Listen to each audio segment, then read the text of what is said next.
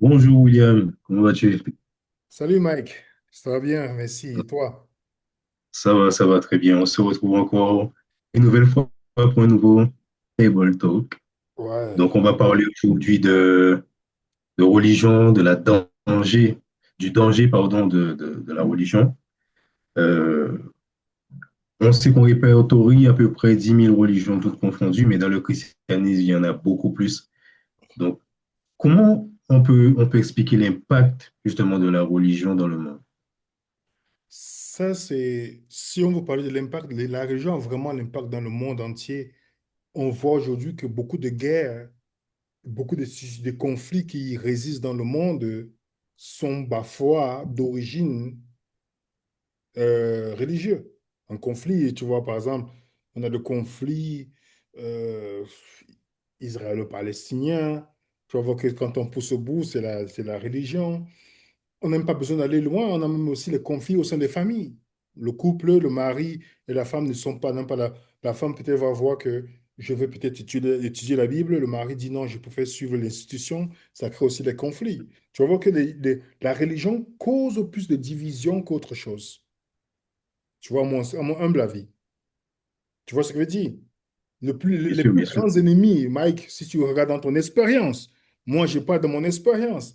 Les plus grands ennemis que j'ai eus, ce n'est pas quand j'étais dans le monde, dans un sens, tu vois. C'est dans la religion que j'ai eu les plus grands ennemis de ma vie. Donc, pour te dire que la religion est euh, ça donne plutôt raison à tous ces athées qui accusent la religion, en fait. La religion cause plus de tort à Dieu que l'athéisme. Parce qu'ils ont des arguments quand ils voient cela. Il suffit que quelqu'un devienne religieux, quelqu'un entre dans une dénomination, dans une religion, et il a un comportement bizarre envers les autres, commence à condamner d'autres personnes, juger d'autres personnes, avoir des comportements. Ça donne encore les arguments en disant, vous voyez, quand on parle de la religion, on perd la tête. Il y a des gens qui mettent la bombe sur eux, Mike. Ils peuvent s'exploser au nom de Dieu. Tu vois déjà que ça crée beaucoup de confusion. Et justement, c'est vrai qu'on a cette attitude qui est un peu étrange. Pourquoi, est-ce que c'est normal en fait d'aller dans chaque courant religieux, tout confondu, et on peut parler d'islam tout confondu. Comme, on a comme l'impression en fait qu'il y a euh, un principe ou un système par lequel on doit suivre qui fait que le catholique va dire c'est comme ça et c'est pas autrement. Le témoin de Jéhovah va dire c'est comme ça et c'est pas autrement. Et on a l'impression en fait que en dehors de ce cadre-là, tu ne peux pas exister. Ou tu ne peux pas, tu n'es pas, voilà, tu n'es pas considéré comme quelqu'un de bien ou de sauvable ou autre. Pourquoi ça crée justement ce sentiment-là, ça en fait? Récemment, on avait fait un post pour expliquer justement ce mécanisme. Le conditionnement religieux agit comme une matrice silencieuse. Parce que ça te dicte quoi penser, comment te comporter, comment prier. Tu vois? Et Mhm. dans les systèmes religieux, dénomination catholique, adventiste, baptiste, tout ça, l'unification du discours religieux est née de ce qu'on appelle le besoin de stabilité. Et ça, c'est pas la spiritualité. Parce que les gens confondent la religion et la spiritualité. Dans la religion, on doit unifier les discours parce qu'on a besoin de stabilité. Il ne faut pas qu'on interprète autre chose que la doctrine que nous croyons. Tu vois? Mhm. Donc, on installe, pour cela, on installe, et ce qui fait que tu ne dois pas te poser, tu ne dois pas remettre en question la doctrine établie. Tu pars dans chaque dénomination, dans chaque religion. L'islam s'interdit de poser la question, de remettre en question quelque chose sur la vie du prophète, sur quiconque. Dès que tu commences à remettre la question, il y a un YouTuber qui s'est converti à l'islam, il a posé la question en disant, mais je ne suis pas d'accord avec ça. L'imam l'a dit, là tu es en train de douter. On te culpabilise au lieu de répondre à ton inquiétude. Tu vois? Est-ce que tu vois ce que je veux dire? Bien sûr, mais Donc, on écrase l'humain au nom du sacré en créant des systèmes. Le catholicisme, par exemple, te dit, l'Église catholique se positionne dans le monde comme étant l'Église qui a la vérité. Tu vois ce que je dis, Mike? bien sûr. Quand on regarde dans le parcours, les premiers chrétiens ne s'identifiaient pas au catholicisme, bien que le nom catholique veut dire universel. Ils n'avaient pas une dénomination ou un système pyramidal où il y a un chef à la Mm. tête. Mais l'Église catholique a dit, bon, nous, le premier pape, c'est Pierre. Il y a des gens qui continuent à croire à ce mythe-là. Et il dit, nous, c'est nous qui avons la vérité. Si vous voulez comprendre la Bible, vous devez suivre le catholicisme et le magistère et les traditions. C'est le magistère et les traditions qui vont te dire quoi penser du texte biblique que tu lis. On a C'est déjà pareil que dans pensé à ta place. Donc, une tu école. ne peux même pas, il n'y a même pas le fait que la personne qui a interprété peut se tromper, peut-être n'a pas compris certains contextes. Non. Voilà ce que tu dois penser. On doit unifier le message. On conditionne tout le monde à penser pareil. Si tu remets en question, tu es un hérétique. Tu es en train de dévier. Tu es un danger. Et on crée, on met une barrière entre l'humain et Dieu. La religion qui devait lier l'humain à Dieu, il y a plutôt un intermédiaire, le pape, le prêtre, devant toi, qui te dit, par exemple, puisque tu ne suis pas, qu'est-ce que tu vas faire? Tu vas aller en enfer. La peur. Dès les premiers, le Moyen Âge, les gens avaient peur de contredire le prêtre parce ils avaient peur de partir en enfer. Mais c'est le même principe qu'on retrouve partout.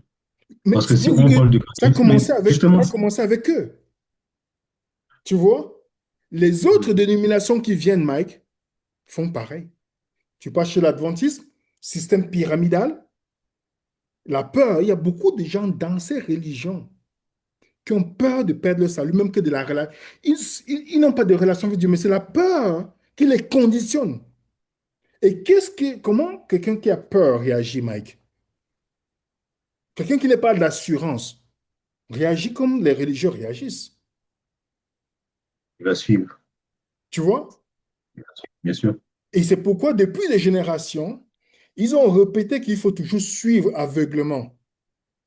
On ne laisse pas la place à la réflexion, à la quête du sens qui est naturel chez chaque individu.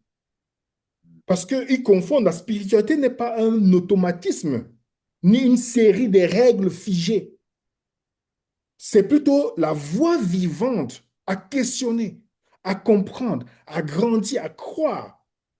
Ce n'est pas s'effacer, tu vois?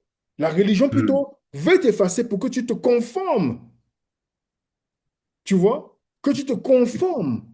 Et comment ils ont réussi dans chaque religion, Mike, à établir ces systèmes. Déjà, quand que tu vois un système pyramidal, tu dois devoir savoir que Dieu n'est pas là. Si vous connaissez le système pyramidal, un homme, vous parlez chez les adventistes, ils ont le président de la conférence générale. Même les églises, c'est sur la forme pyramidale, le pasteur et les autres suivent. Déjà, tu sais que Dieu n'est pas là. Dieu n'est pas dans le système pyramidal, il est dans le système collégial. Légère, oui. Oui, Tu vois? bien sûr. Et, et qu'est-ce qu'on a fait pour verrouiller ce système qui perdure jusqu'à aujourd'hui? Ceux qui détiennent le pouvoir religieux verrouillent l'accès au texte et au savoir. Par quel discours, Mike? Mm. Mike, si tu veux comprendre la Bible, tu dois aller faire théologie. Ouais. Tu comprends ce que tu veux dire? Ça veut dire que c'est Oui, seulement le oui, tout théologien qui simplement. comprend la Bible. Toi, le membre, tu dois Ouais, seulement suivre. ouais. Tu vois? Et l'autorité se base, comment l'autorité se fonde? L'autorité se repose sur l'obéissance plutôt que la conviction éclairée.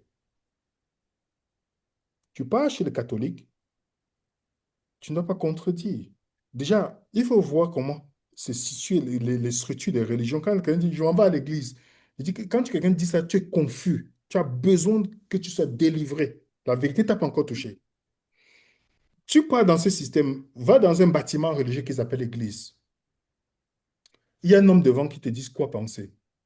Est-ce que tu as vu quelqu'un se lever pour dire, moi, je ne suis pas d'accord avec ce que tu dis, Mike? Non. Est-ce qu'on va te C'est permettre ça. même d'aller plus loin dans ta pensée? Quelqu'un va venir Mais dire c'est que exact- tu Rome et c'est te ça. mettre dehors. Tu vas sortir. Tu vas sortir.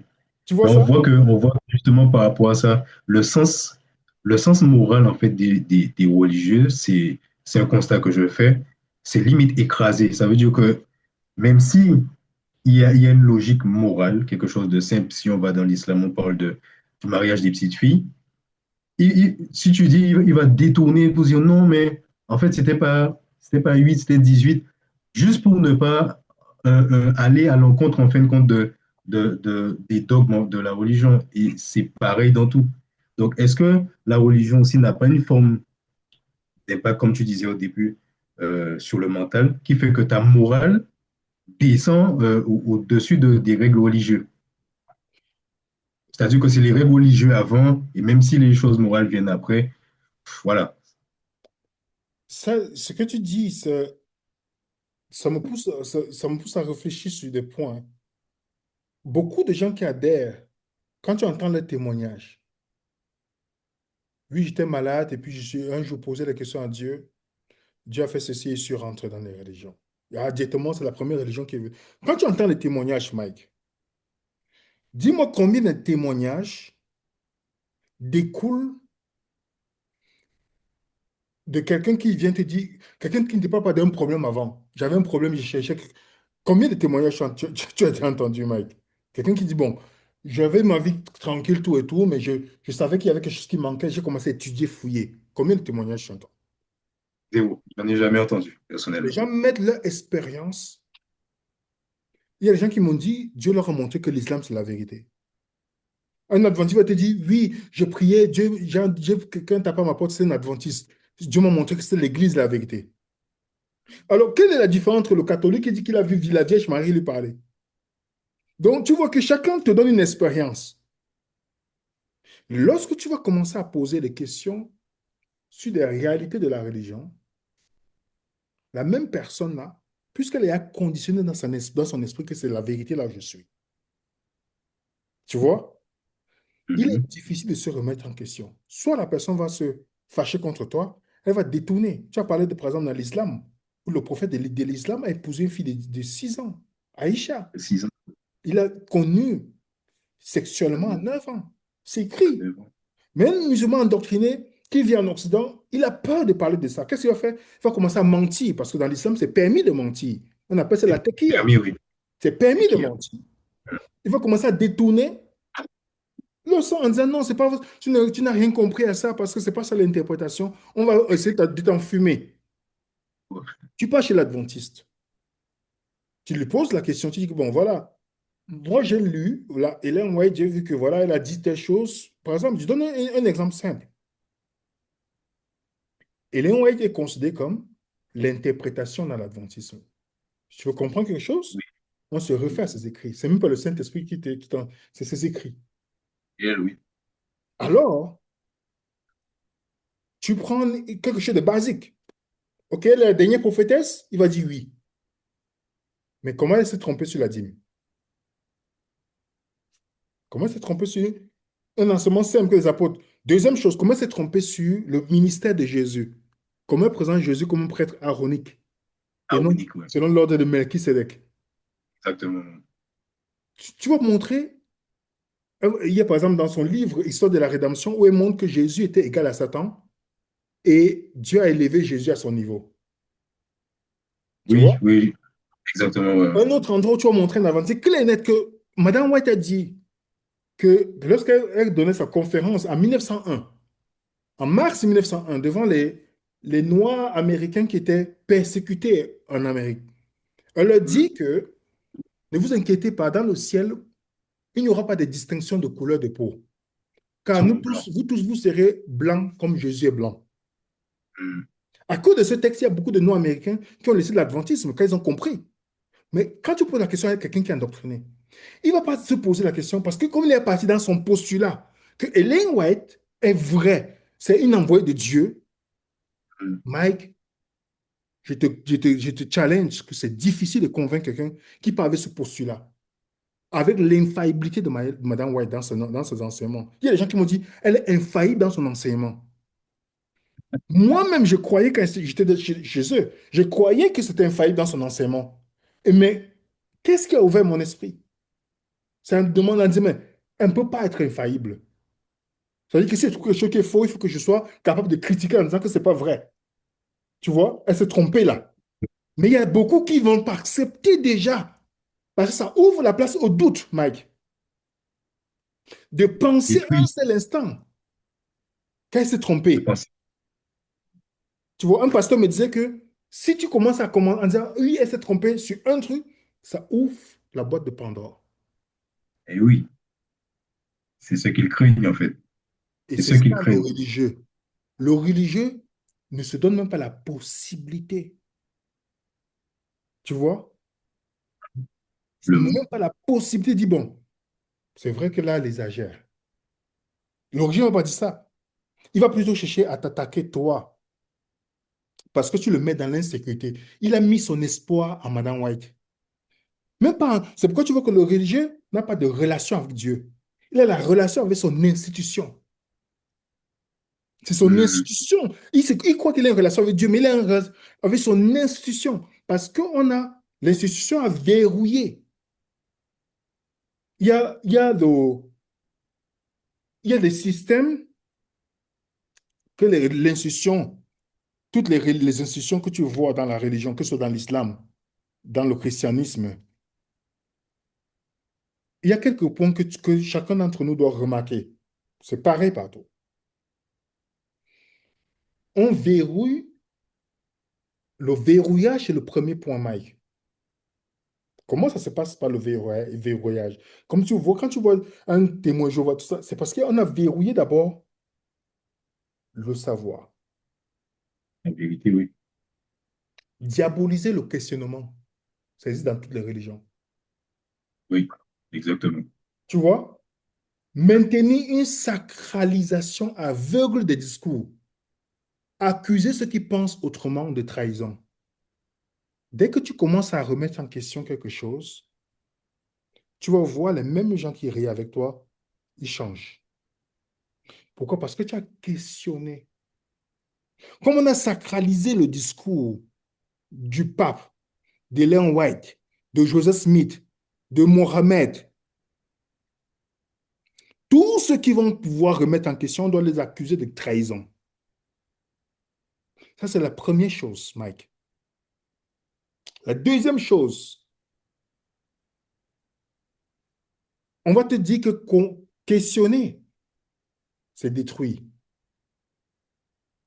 Pourtant, questionner n'est pas détruire, mais approfondir. Quand tu questionnes, c'est parce que tu vas approfondir ta connaissance.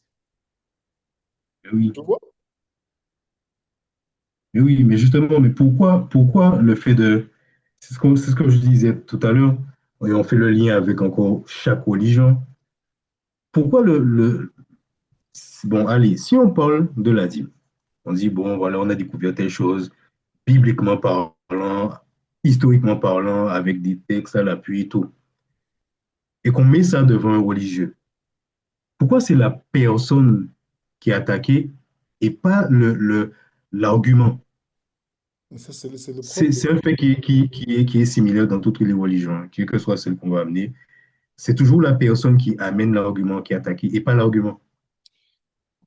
Avec le temps, Mike, je me suis rendu compte que l'endroit le plus dangereux pour moi, c'est d'être dans la religion et parmi les religieux. Parce que je ne vois aucune religion sur la terre où, quand j'ai commencé à questionner, les personnes qui étaient dans la religion ont gardé le, le respect ou maintenu la relation avec moi parce que je questionnais. Tu vois ce que je veux dire? Si tu ne peux pas attaquer l'argument de la personne, mais attaquer plutôt l'individu, ça prouve que ta religion ne tient sur rien. Tu vois ce que je veux dire? Ça Oui, prouve que ta religion ne tient sur rien. Ça démontre qu'il y a un problème dans votre religion. Parce que si je ne suis pas d'accord avec quelqu'un, au-delà de nos différences, si je suis quelqu'un que j'ai une relation avec Dieu, le véritable, est-ce que ça m'empêcherait de te parler, Mike? Non, non, Est-ce que je dois te voir comme une menace ou comme un ennemi? logiquement, non. La religion, non. La religion, tu ne peux pas. Dans toutes les dénominations, tu ne peux pas questionner. Pourquoi? Parce que le catholicisme, l'adventisme, méthodisme, catholique, tout ça, sont tellement fragiles que cette dénomination ne supporte pas le questionnement. Tu Juste de comprends ce que je donner, veux dire? si je peux te placer un petit témoignage ou plutôt une anecdote. Je me rappelle quand on a commencé en 2018, 2019 par là, en fait, moi personnellement, à comprendre et à donner un petit peu d'études, j'avais, je connaissais quelqu'un depuis plusieurs années, on va dire, ami d'enfance, et qui s'était, dans ces temps-là, converti en fait à, quoi, à la religion évangélique, je ne sais plus exactement. Et avant de se convertir, elle me posait des questions, me disant, ouais, est-ce que je pouvais lui expliquer des textes ou est-ce que je pouvais l'aider à éclairer en fait ses pensées? Jusqu'à un jour, et je lui dis, OK, puis on prend rendez-vous comme on fait là en ligne, parce qu'il y avait le confinement à l'époque. Et je l'appelle, je lui dis, pas, voilà, je t'envoie le lien. Est-ce que ça tient toujours, quoi? Il me dit, ouais, en fait, mais ça va peut-être pas être possible. Alors, je lui ai dit, bon, si tu as des obligations, je comprends. Et on peut remettre ça un autre jour. Je me dis, ouais, mais non, mais genre, laisse tomber. Alors, je lui demande, ben, pourquoi est-ce que j'ai fait quelque chose ou est-ce que j'ai dit quelque chose qui n'allait pas? Il me dit, en fait, non, parce que mon pasteur m'a dit que si je discute avec toi, je suis dans l'œcuménisme. C'est là où j'ai compris qu'en fait, la morale a été écrasée complètement parce que c'est comme si William, toi et moi, on se connaît depuis petit. On a toujours grandi ensemble et en fait, la religion nous a séparés. Et ça a été comme ça pendant longtemps, en fait. Jusqu'à maintenant, on n'a jamais pu échanger parce que la religion avait décidé que tu devais mettre ta morale en dessous et mettre, limite séparer un lien amical. Et c'est quelque chose qui, qui, qui m'a beaucoup travaillé jusqu'à aujourd'hui. Donc, c'est pour ça que je dis que, est-ce qu'en fait, dans le fonctionnement des religions, il n'y a pas comme une forme d'écrasement de morale, où tu n'as plus de lien, tu es séparé de tout, et ça peut même aller, on peut même penser limite que ça va même dans une dérive sectaire, Oui, puisque si tu n'es plus, voilà. mais c'est ça, Max. C'est ça, Mike. Comme je t'ai dit tout à l'heure, le conditionnement religieux agit comme une matrice silencieuse. C'est ça, c'est le conditionnement religieux, Mike. Hmm. La plupart de ces gens sont conditionnés. Parce que comment que ton ami, vous êtes amis depuis longtemps, ça prouve la fragilité de votre amitié. Que pour raison de, du fait que vous n'êtes pas d'accord sur un sujet, du jour au lendemain, je ne te parle pas. Moi, aujourd'hui, avec le recul, parce que j'ai vécu la même chose, les gens que tu pouvais apprécier ou pas, mais aujourd'hui, ça me donne plutôt la conviction que j'étais à un endroit très dangereux. Je n'aimerais pas enseigner aux gens de détester quelqu'un parce qu'il croit une chose différemment. Parce qu'on a besoin. La foi est une invitation à réfléchir et non une simple obéissance. Tu vois ce que je veux dire? C'est Sûr, ça bien la sûr. foi. La foi, l'unification des discours religieux, c'est dangereux. Si tu ne peux pas te poser des questions, si tu ne peux pas critiquer ce qu'on t'a appris, tu n'es pas à la bonne place. Tu es en danger. Et moi, de plus en plus, j'ai écouté le discours de certaines personnes. Jamais je ne quitterai ma religion. Moi, je ne veux pas être ami avec quelqu'un comme ça. Tu peux me dire que jamais je ne quitterai Jésus de vie comprendre, si tu es chrétien. Je dis, mais que tu ne quitteras jamais ta religion. Jésus a créé ta religion quelque part. Est-ce que tu as un texte biblique où Jésus a dit, voilà ta religion? Non. Justement, ouais. Mais tu dis que jamais je ne quitterai jamais ma religion. Moi, je veux pas, je ne veux pas de contact avec les gens comme ça. Pas que je vais les détester, mais je sais que tu es quelqu'un de très dangereux. Pour ta religion et les choses que tu pourras. Et tu penses que les gens qui tuent les personnes au nom de la religion, ils ont commencé comment, Mike? Ils ont commencé par des pensées comme ça. Tu vois? Il faut toujours donner la possibilité en disant, est-ce que c'est faux? C'est pourquoi chaque fois, la foi doit t'inviter à te pousser à poser des questions. Et c'est nécessaire pour la progression. Mais les grandes civilisations ne sont pas effondrées, sont effondrées dans la société à cause de quoi?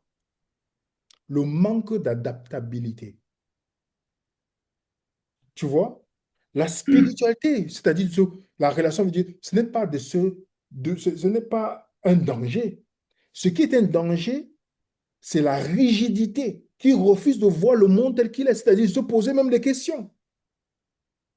Ils défendent l'immobilisme, donc on doit rester comme ça depuis déjà. Posons une question simple. C'est dangereux. On doit rester. Notre église est née en 1905. Ok, on doit rester comme ça. Voilà les doctrines qu'on a toujours eues. Mais les gens qui ont créé ta religion, ils avaient une ignorance qu'aujourd'hui, avec le temps, tu vas comprendre certaines choses. Tu vas dire que non, c'est pas le Saint-Esprit qui les a dirigés. Oui, oui, oui, oui. Mais les gens qui vont te dire, non, les pionniers, les pères de l'église, mais ils n'avaient pas raison sur tout. Oui. Tu comprends ce que je veux dire? Mais ça ils peuvent pas. C'est comme si l'embrigadement est tellement puissant que tu ne peux pas déconstruire ça euh, juste avec une parole ou avec des textes. Encore une fois, je discutais avec un catholique qui me parlait des différentes pratiques voilà, qu'ils font. Et je lui dis, mais ok, tu fais ça, ça sert à quoi? Mhm. Directement, ah, tu poses trop de questions. Je dis, mais tu fais quelque chose. Si tu le fais, c'est que tu crois. Certes, mais ça sert à quoi? C'est comme si, en fait, si tu, il s'était jamais, cette question-là, c'était limite la question de trop. C'est comme s'il ne s'était jamais demandé, je fais parce qu'on m'a dit de faire. Alors que la foi nécessite la remise en question, Oui. tu vois? Et c'est là où on se dit, mais en fait, il y a plusieurs religions et parfois le même objectif. Et aujourd'hui, je pense peut-être que tu vas nous en parler, mais on entend beaucoup parler d'Église universelle. Oui, la religion Pourtant, mondiale. c'est pas toujours c'est pas toujours le même, le même dogme, mais on veut réunir tout ça et parler d'une seule voix. Alors, est-ce que tu peux nous parler un peu d'œcuménisme? Déjà, on sait que l'écuménisme n'est pas une chose qui est inspirée par Dieu.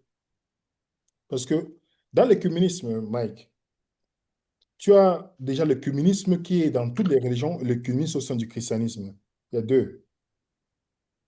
Le pape a initié de réunir d'abord toutes les religions chrétiennes. Tu comprends ce que je veux dire? Après, maintenant, il faut unir toutes les religions chrétiennes sur la bannière que le pape est le porte-parole. C'est-à-dire que toi qui es adventiste, c'est le pape qui est ton porte-parole. Si tu es baptiste, le pape qui est ton porte-parole.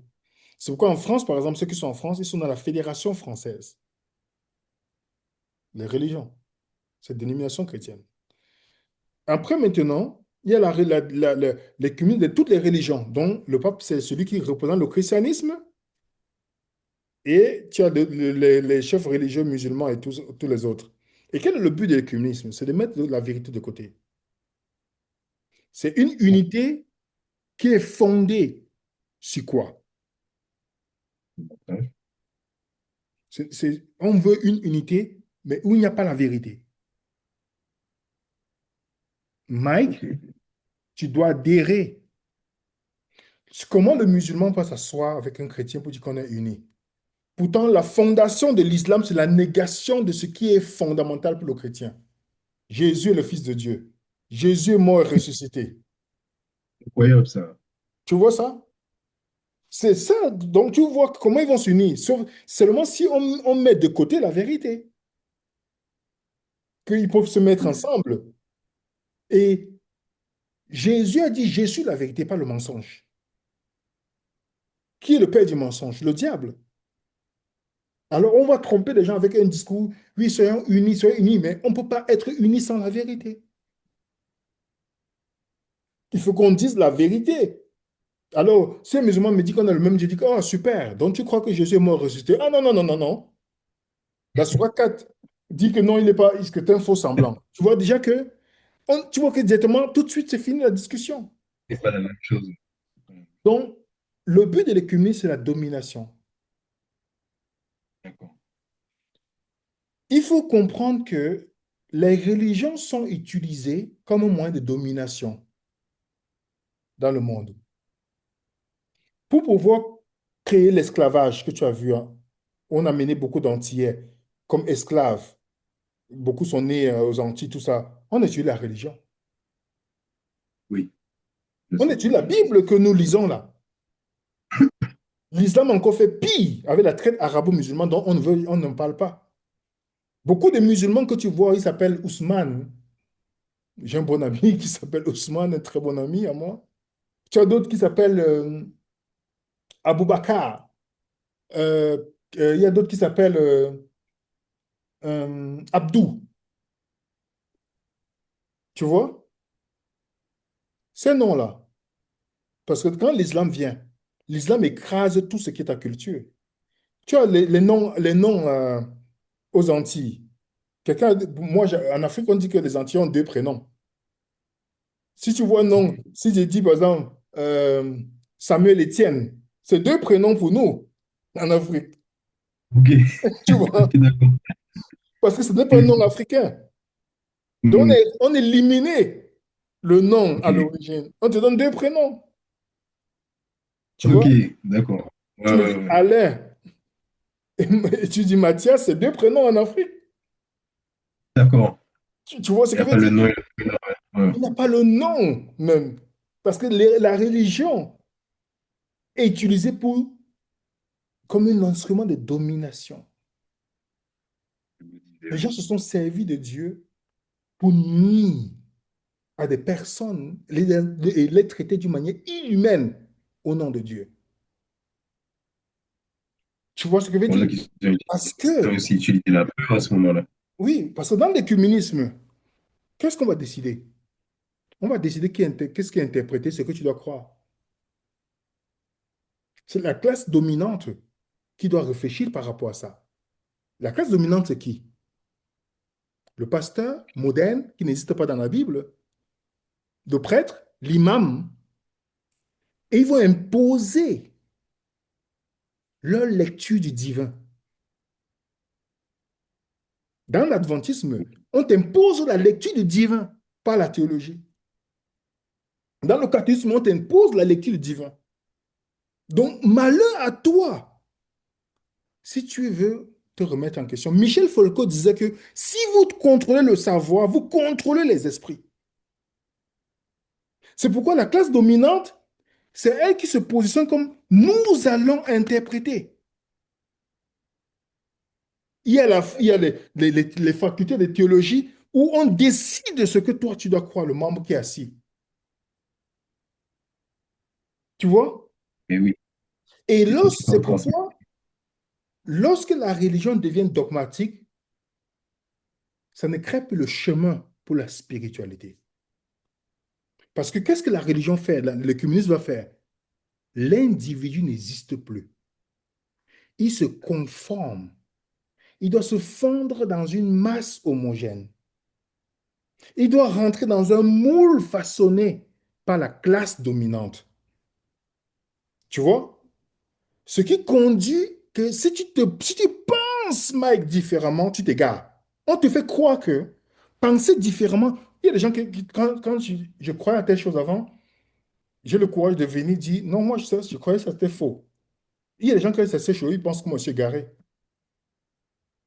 Parce que je ne Bon, crois plus ce qu'il croyait. Tu vois, je- lui, il s'est égaré, hein, je- vraiment.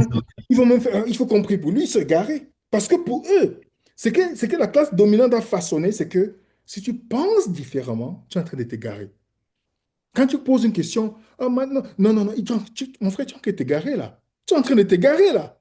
je connais ça. Je connais ça très bien. Remettre en question, c'est apostasier. C'est pourquoi la religion, Mike, ne façonne pas les âmes vivantes, mais les automates. Il Donc, conditionne. si tu viens dans une... Tu vois, les gens sont assis, ils doivent penser d'une manière uniforme. C'est dangereux dans ce genre d'endroit. Parce que même Dieu nous a créés, Mike. Même les doigts ne sont pas pareils. Tu vois ça? C'est pas pareil, Mike. C'est pas la même chose, bien sûr. Il y a la diversité dans l'unité. La diversité, toi, moi, on est différents. Bien sûr. Tu vois ce que je veux dire? Donc, quand, au lieu de façonner les âmes vivantes, on façonne les automates. Et depuis toujours, ceux qui détiennent le pouvoir religieux font que ce qu'ils ont fait par le verrouillage et l'accès au savoir. Contrôle. Parce que si tu Ils vont comprends toi-même, Mike, si tu commences à vouloir dire, Seigneur, je veux comprendre la Bible, je vais étudier la Bible, je suis ouvert, je vais étudier la Bible. Tu n'as plus besoin d'intermédiaire. Tu n'as plus besoin du pasteur, le pseudo-pasteur. Si tu commences à réfléchir, à douter, tu deviens dangereux pour l'autorité. Qu'est-ce qu'on fait quand un membre dans cette dénomination commence à poser des questions en disant non, moi je ne suis pas d'accord avec ça? Comme tu as dit tout à l'heure, on va attaquer sa personne. On est même prêt à inventer tout ce que, même monter les gens qui vont venir faire du théâtre pour dire oui, telle personne m'a fait ceci. On ne va plus parler de ce que la personne disait. On va plus, c'est fini, Mike. Ce que tu as dit est mis de côté. On va se centrer sur ta personne parce que le seul moyen d'éviter que les gens se posent la question, c'est de te saboter.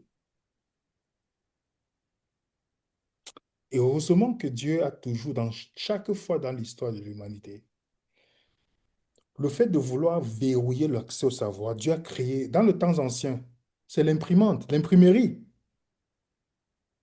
est venue. Aujourd'hui, nous vivons au temps de l'Internet. Tu vois? Ce qui fait qu'on a plus d'accès aux sources et ça bouleverse ainsi le monopole de l'interprétation. Ce qui était hier un privilège pour la classe dominante, qu'est-ce que ça devient pour toi et moi? Ça devient des choses, tout est maintenant C'est accessible. accessible, bien sûr. Donc, C'est dans notre avantage. voilà, ce qui fait que tu peux te lever le matin et dire, moi, je n'ai pas besoin d'un homme qui se dit, parce qu'il a fait théologie, je n'ai pas besoin de lui. Je n'ai pas besoin de quelqu'un, parce que le seul intermédiaire, si tu es chrétien, c'est Jésus. Mm. Parce que si tu sais ce que la classe dominante peut faire, les gars, ils peuvent te mentir. J'ai un formateur de pasteur qui a démissionné récemment dans la dénomination adventiste. Ils ont caché parce qu'ils ne veulent pas que les gens savent. À Collonges, là, Collonges, OK. il a démissionné. Il n'est plus dans le système. Et j'avais déjà discuté avec lui. Il m'avait parlé des grosses erreurs théologiques. Mais quand tu vas parler à un adventiste endoctriné, automate, Mike, il peut te tuer. Il Oui, implique que ces dirigeants connaissent les réalités. oui, c'est ça le problème. C'est qu'en Tu fait, vois? l'émotion aussi, c'est quelque chose qui est beaucoup utilisé dans la religion. Tu parlais de ça, les expériences. On te prend une rubrique où on va donner les expériences, comme si, en fin de compte, les expériences, c'était ceux qui faisaient la relation avec Dieu. Et pourtant, chaque personne est différente. Donc, la manière dont tu vis quelque chose, ça ne veut pas dire que Dieu va répondre de la même façon. Mais Mhm. comme l'émotion est beaucoup suscitée, et ça date depuis le temps de l'esclavage aussi, puisqu'on a toujours fait peur aux gens pour montrer que, voilà, il fallait prendre cette direction-là, et en dehors de ça, ben, c'était problématique. Aujourd'hui, faute d'émotion, soit les gens fonctionnent par la peur. Si tu leur dis, oui, c'est comme ça, c'est pas autrement, ils vont te dire, non, moi, je préfère rester là. faut, voilà, tranquille, ou ça devient virulent. Si je peux aussi, voilà, discuter, on avait euh, un rendez-vous avec deux témoins de Jéhovah. Bon, je n'étais pas convié, hein, mais on m'a invité après. Et ils ont commencé à parler de faux prophètes, tout ça, parce que ils ont entendu dire que j'étudiais avec les gens. Mais bon, je savais que c'était un peu visé. J'ai rien dit, j'ai écouté. Et puis, j'ai commencé à poser certaines questions et mes questions étaient problématiques. Jusqu'à l'ultime question où je demandais, ben, est-ce que Jésus c'était dans l'une de vos croyances, si c'était Jésus, c'était un petit Dieu. Et j'ai démontré par un verset que la Bible disait autre chose. Et comme ils étaient deux, généralement, tu en as un qui est un peu plus, voilà, un peu plus, on va dire, expérimenté, tu en as un Mhm. autre qui vient derrière pour apprendre. Et j'ai volontairement demandé à ce qu'il lise le verset. Et je me rappelle que lorsque c'est qui t'accompagnait, lorsqu'elle a commencé à lire le verset, elle a comme émis un soupir, comme si c'était, voilà, elle a toujours cru ça, mais en fait, la Bible dit autre chose. Et Mhm. lorsque l'autre a entendu ça, ah, William, c'était la catastrophe. Il lui a demandé de se taire. Je t'ai déjà dit quand je parle, tu ne dois pas parler. Tu vois, donc l'émotion, tu dois t'écraser en fait, même si ta Bible dit ça. Mais comme on nous a enseigné ça, c'est ce qui est au-dessus. Donc l'émotion, c'est aussi, je pense, un point que les gens devraient apprendre à mettre de côté lorsqu'ils cherchent la vérité. Oui, dans tous les cas, Mike, si demain tu me dis, William, je ne crois pas à telle chose, si j'ai un réflexe sur quelqu'un qui est équilibré, parce que comme je te dis, là, il y a beaucoup de chrétiens là qui méritent d'être dans un centre psychiatrique, hein. Je vais être honnête avec vous, beaucoup Mm. de religieux. Les places, comme ils ne font pas encore du tort à la société, il y a d'autres, ils ne font pas de tort parce qu'ils n'ont pas encore d'occasion. Parce que la preuve, quand le pasteur a le pouvoir, tu sais ce qu'ils font avec. Il y a beaucoup d'abus dans les religions. Oui, oui, Il y a beaucoup d'abus sexuels, financiers, beaucoup de trucs que si tu vas en profondeur, hein, tu vas te dire, mais comment c'est possible? Donc, il y a beaucoup, comme ils ne nuisent pas encore à la société, ils sont encore en liberté. Et si on leur donne la possibilité, ce seraient des criminels. Tu comprends ce que je veux dire, Mike? oui, oui, Donc, bien sûr, bien sûr. c'est pourquoi, si tu es équilibré mentalement, tu dois savoir que si ton mari ne croit pas la même chose que toi et que toi, tu es religieux, tu es accroché à ta dénomination, c'est plutôt toi qui devais faire. Si toi, tu penses que tu es plus sainte ou plus proche de Dieu, Oui, ça. c'est toi qui Mhm, dois plutôt manifester. Qu'est-ce que Jésus a fait? mhm, On dit qu'il a laissé le ciel pour venir vers les pécheurs, les sauver. Donc, si ce que toi tu crois et que ça a vraiment équilibré ton esprit, ta réaction, si William te dit, moi je ne crois pas à telle chose, ta réaction de dire, oh, il faut que je trouve un moyen de sauver le frère, le William. Je dois prier et discuter avec lui sur chaque point qu'il énoncé. On va discuter pour voir parce que je vais le ramener à la vérité. Tu vois ce que je veux dire? Pas à la dénomination, mais à la oui, vérité. mais oui. Mais qu'est-ce que les religieux font? Ils ne vont pas faire ça. Ils vont dire, il y a les maris qui vont dire à les femmes, je ne veux pas qu'on discute des choses bibliques. Comme on n'est pas d'accord, je ne veux pas qu'on discute. Il y a Mhm. les femmes qui vont dire, je ne veux pas qu'on discute. Moi, je suis accroché à ma dénomination, je ne veux pas qu'on discute. Mais tu vois déjà que ça, c'est dangereux. Tu viens de démontrer que tu es dans une secte. Si tu n'es même pas capable, avec la personne que tu partages l'intimité, d'avoir une discussion, même si vous n'êtes pas d'accord, ça ne veut pas dire que vous êtes ennemis. Mais tu vois que le religieux te voit comme un ennemi, en fait. Il te voit comme un ennemi.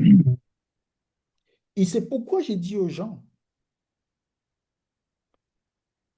si Jésus n'est jamais venu créer une religion, la différence entre ce christianisme-là et le message du Christ, c'est que Jésus n'a jamais dit, comment vous allez aller dans telle église? Non, il a dit, je suis le cep, vous êtes le serment.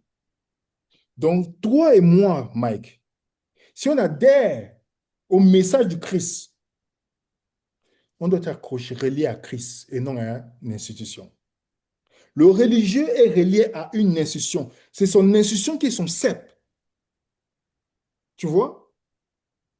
Mais celui qui est dans la vraie spiritualité, il n'a pas une classe dominante sur sa tête pour lui dire quoi penser, pour lui dire comment prier, pour lui dire quoi faire, le rituel. Non. Il a la relation directe avec Dieu. Il peut discuter avec quelqu'un pour s'informer, mais ça, il est fixé avec Dieu. Tu vois? Et c'est pour ça que aussi, dès que tu quittes la religion, tu quittes l'église, comme on dit. Les gens, c'est que, bibliquement parlant, l'église, c'est pas un bâtiment. Mais quand tu quittes, la première réaction que les gens, ils ne vont pas chercher à savoir pourquoi, mais ils veulent te ramener à l'intérieur. Dans un bâtiment. Tu Comme vois? je te dis, c'est pas. Oui, Satan s'est servi, toutes ces dénominations-là sont en fait l'œuvre de Satan. Satan ne sait qu'il ne peut pas, il ne peut pas t'amener à l'incrédulité, c'est-à-dire que tu deviens athée. Qu'est-ce qu'il va faire? Il va se servir de la religion. Quand Jésus se tourne vers les chefs religieux, il dit, vous avez pour père le diable. Dis-moi, c'était les gens qui partaient en boîte de nuit. non, les religieux. C'était les gens qui partaient dans les clubs de danseuses. C'est les gens qui prenaient la drogue. C'est les gens qui dansaient le zouk, le compas. Non. C'était les gens qui étaient pieux, qui jeûnaient 2 fois par semaine, qui payaient la dîme même sur la menthe. C'est-à-dire qu'ils avaient planté la menthe, ils coupaient 10% dedans, en feuilles, pour donner. Mais Jésus, ils avaient le sabbat. Ils n'allumaient pas le feu le sabbat. Jésus les regarde en disant, vous avez pour père le diable. Et Jésus leur dit dans Matthieu 23, verset 15, il dit, malheur à vous, pharisiens et scribes, vous qui parcourez le ciel et la terre pour faire un prosélyte. Une fois que vous l'avez fait prosélyte, vous le faites 2 fois plus fils de la gêne que vous-même. Qu'est-ce que Jésus leur dit? Que vous, là, vous voulez aller convaincre les gens d'adhérer à la religion, mais quand vous amenez quelqu'un à la religion, vous le faites 2 fois pire que vous-même. Et c'est pourquoi, hein, quand tu vois l'évangélisation de ces religions, ou une croisade d'évangélisation, ce n'est pas de faire quelqu'un qui a une relation avec Jésus. C'est de faire de toi membre de cette dénomination. Et tu deviens 2 fois pire que ceux qui t'ont amené là. Parce que Jésus est le véritable cep. Il n'y a pas un contrôle qui doit se faire parce que tu ne rends compte qu'à Jésus. Tu peux partager avec tes frères, mais c'est la parole de Dieu qui prédomine dans ta vie. Tu vois ce que je veux dire? Même quand tu te Bien rencontres sûr, avec des bien sûr. personnes, il n'y a personne qui doit te dire comment, quoi penser, ce que tu dois faire. Ce que la religion plutôt veut te dire quoi? Avec qui tu dois te marier, comment tu dois manger. On veut contrôler tous les aspects de ta vie. Dès que tu arrives à ce point-là, c'est que la catastrophe, Mike. Et c'est Oui. pourquoi, aujourd'hui, euh, la religion a causé plus de tort. Romains chapitre 2, Paul le dit. Malheur à vous. Non, excusez-moi, je cite Matthieu 23, verset 15. Il dit, à cause de vous, le nom de Dieu est blasphémé parmi les païens. Il s'adresse aux croyants. La religion fait tellement de dégâts qu'il y a des gens qui sortent de la religion ne veulent même plus rien savoir avec Dieu. Tellement on les a brimés. Tellement on les a détruits, on a voulu les détruire. Soit détruire leur réputation, détruire toutes ces choses-là. Des gens qui ont été abusés dans l'église, dans cette dénomination. Mais parce que c'est un pasteur qui a fait, on essaie de couvrir, le pasteur l'envoie ailleurs. Il y a tellement de choses qui sont arrivées, Mike, que il était mieux que ces personnes-là ne viennent même pas dans le christianisme. Mais tu vas voir qu'il n'y a pas de remise en question. Il n'y a pas d'humilité. J'ai vu des pasteurs mentir devant moi. Quelqu'un mentit, s'il ne savait pas que j'avais le message en France, que c'est au Canada, bah, j'ai vu des gens mentir. Pasteur, il te regarde, il ne sait pas que tu as le message comme ça là qu'il a envoyé. Il ne sait pas que tu as ça, mais tu lui poses la question. Il dit, il n'a jamais fait ça. Tu as le mail. Et quand tu commences à lire le mail, il dit, qui t'a donné? Qui t'a donné ça? Et que tu viens de me dire que tu n'as pas. Tu n'es pas, c'est pas toi. Ouais. Tu comprends ce que je veux dire? Ouais, bien sûr, bien sûr. Et ils vont te voir demain, le religieux, dès qu'ils vont te voir, ils pensent qu'en te sabotant, en détruisant ton nom, ça va faire progresser la vérité. Jamais. La plupart des religions sont en train de perdre les membres. Mm. Parce que, à force de verrouiller le savoir, à force de vouloir fonctionner dans le sens qu'on ne peut pas se poser des questions, de comprendre, on ne veut pas comprendre l'autre, on ne veut pas essayer de comprendre pourquoi moi je croyais au sabbat avant, comme si c'était la chose qu'il fallait faire. J'ai fait des exposés là-dessus. J'ai même formé des pasteurs là-dessus, Mike, sur comment défendre la foi.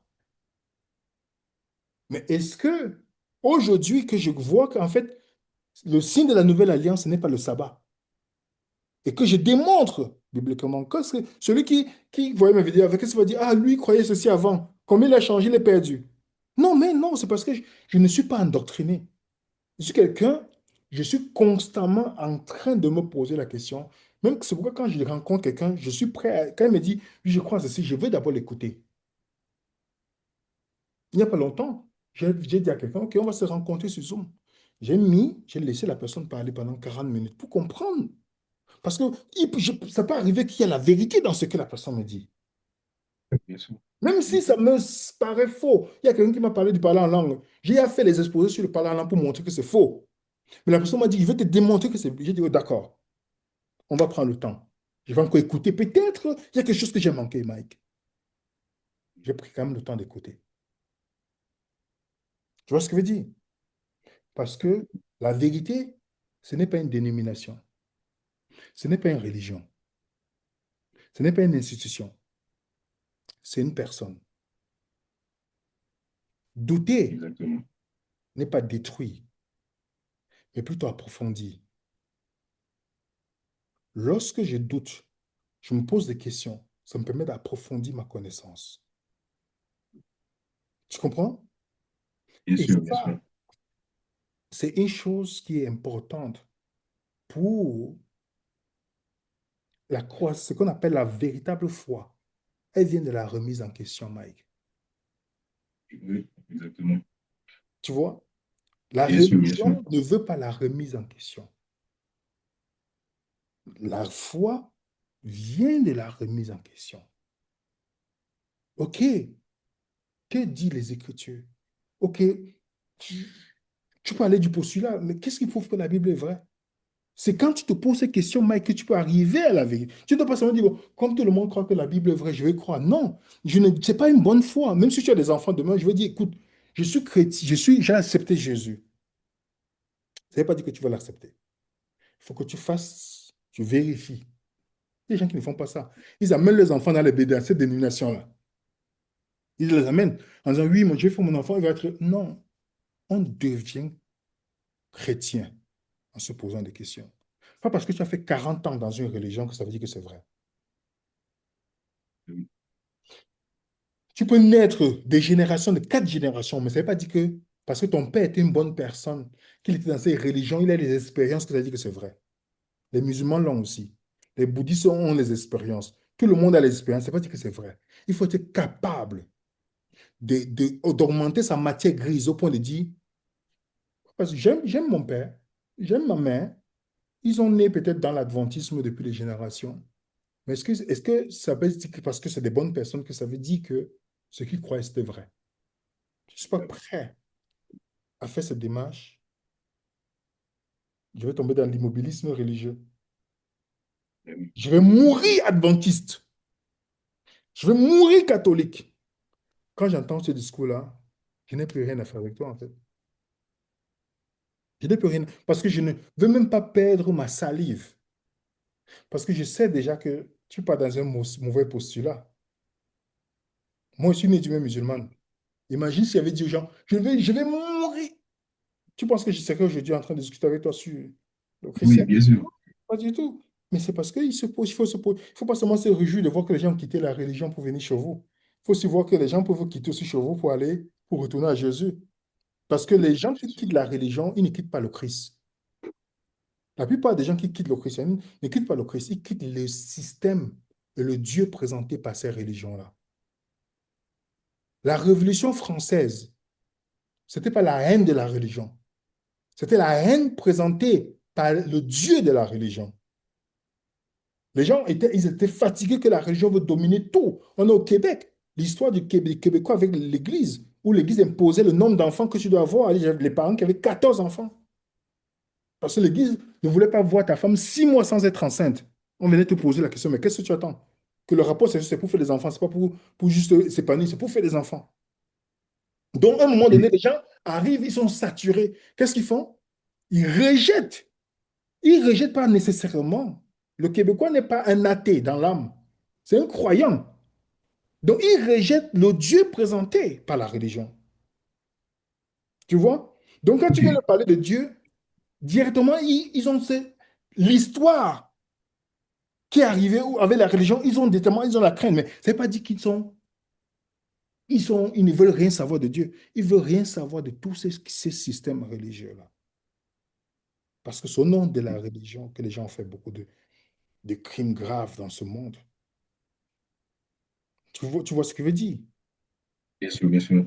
Donc, quand tu Mais entends les pour, gens parler de la Révolution française, oui, c'était... Non, ils ne connaissent pas la vraie raison.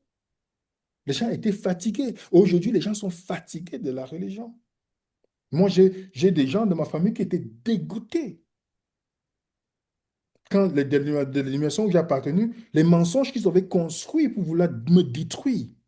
Même des personnes que tu pensais, il y a quelqu'un, tu pensais que voilà, tel chrétien, je le prends, je vais travailler avec lui dans mon projet. C'est les mêmes personnes qui font, tu dis, tu travailles avec quelqu'un, tu dis, OK, viens, on travaille ensemble. La même personne part parce qu'on lui a promis quelque chose, il va vouloir te trahir, faire des vidéos pour vouloir te détruire, pour qu'on lui donne, OK, voilà. C'est là que tu comprends qu'en fait, OK, supposons que ce que tu dis, ce que vous dites, c'est vrai. Si vous êtes chrétien, vous êtes supposé me sauver. Parce que nous tous, on est tous des hommes faillibles. Imagine que donc, tu entends que, OK, William, on dit telle chose sur William. Si tu es vraiment, si tu es le Christ, qu'est-ce que tu fais? Je viens sauver mon frère. Il n'y a que le diable qui va vouloir exposer quelqu'un et le détruire. Parce que le Christ ne fait pas ça. Tu vois ce que je veux dire? C'est pourquoi c'est le bien sûr, bien diable sûr. qui est le dirigeant dans toute cette dénomination. Le fruit, Jésus a dit dans Matthieu 7, verset 16 et le verset 20, vous les reconnaîtrez à leurs fruits. Le fruit t'en dit beaucoup. Comment il traite des personnes.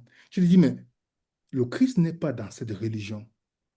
Si du jour au lendemain, tu ne me parles pas parce que je crois une chose différemment, tu me donnes encore la confirmation que tu étais jeté dans une secte. Je ne veux rien savoir avec ta secte. Je ne veux rien savoir. Parce que si tu avais vraiment l'esprit de Christ, tu aurais dit, bon, William, ce gars, il faut vraiment que...